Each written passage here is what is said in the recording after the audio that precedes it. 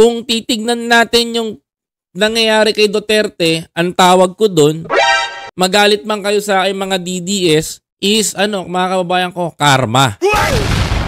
Yes, tama kayo ng inyong naririnig. Karma. Mga kababayan ko. Bakit? Paano ko nasabing karma? Karma dahil yung nangyayari sa kanya, mga kababayan ko, mga kapatid, is talagang nakakatakot.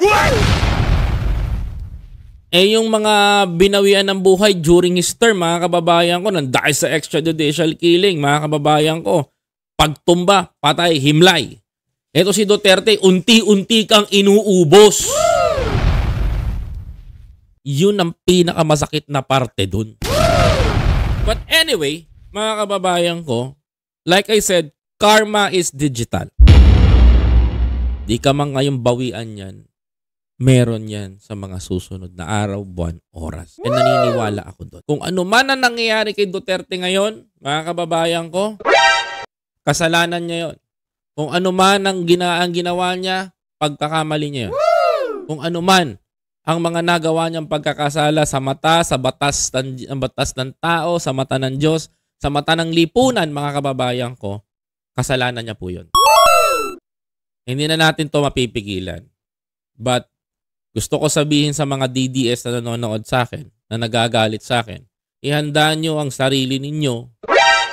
Baka sa mga susunod na araw, susunod na buwan, headline na ito, na yung tatay ninyo at dating presidente ng bansa ng Pilipinas, mga kababayan ko, ay namahinga na sa International Criminal Court. Hindi na po ako magtataka doon.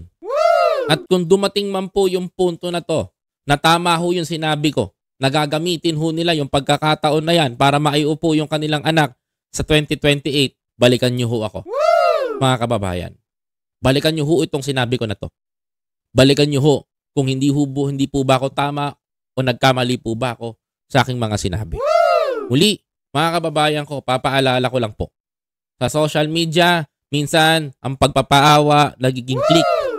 Sa social media, minsan yung mga ganitong balita kinaawaan. Pero para ho sa akin, mas nakakaawa ho, mga kababayan, yung mga taong nadamay sa extrajudicial killing na inumpisahan niya, mga kababayan ko. Kung ano man po ang mangyari sa kanya dito, mga kababayan ko, he deserves it, mga kababayan ko.